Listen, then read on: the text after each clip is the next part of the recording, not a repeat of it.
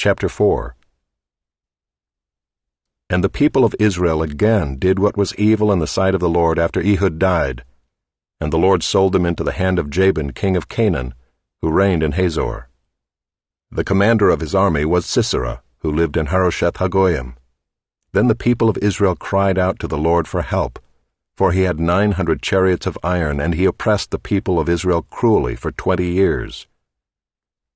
Now Deborah, a prophetess, the wife of Lapidoth, was judging Israel at that time. She used to sit under the palm of Deborah, between Ramah and Bethel, in the hill country of Ephraim, and the people of Israel came up to her for judgment.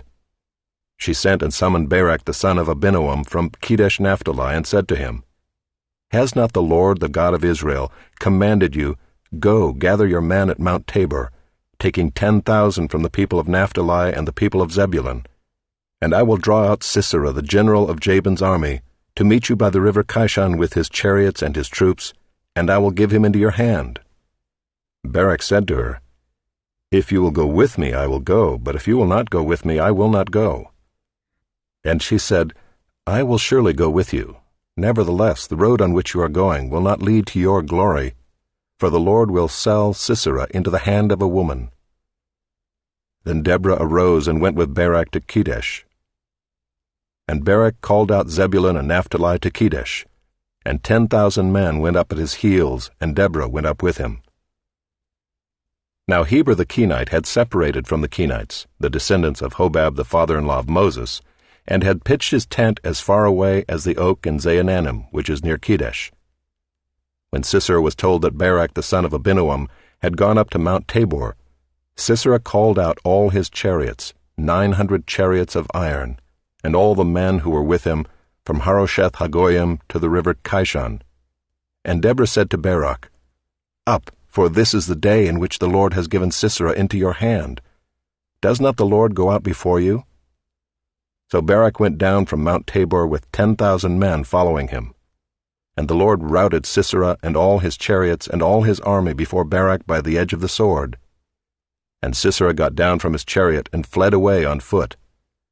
And Barak pursued the chariots and the army to Harosheth-Hagoyim, and all the army of Sisera fell by the edge of the sword. Not a man was left.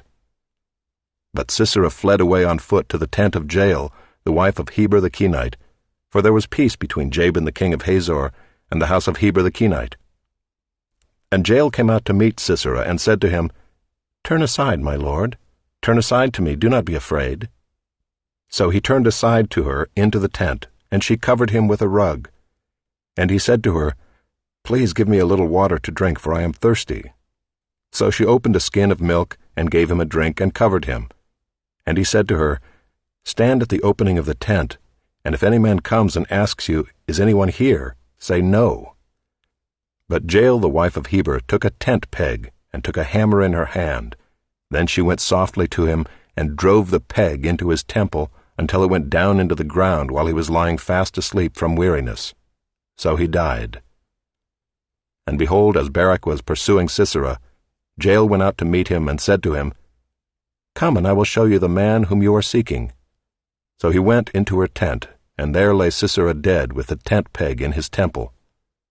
So on that day God subdued Jabin the king of Canaan before the people of Israel. And the hand of the people of Israel pressed harder and harder against Jabin the king of Canaan, until they destroyed Jabin king of Canaan.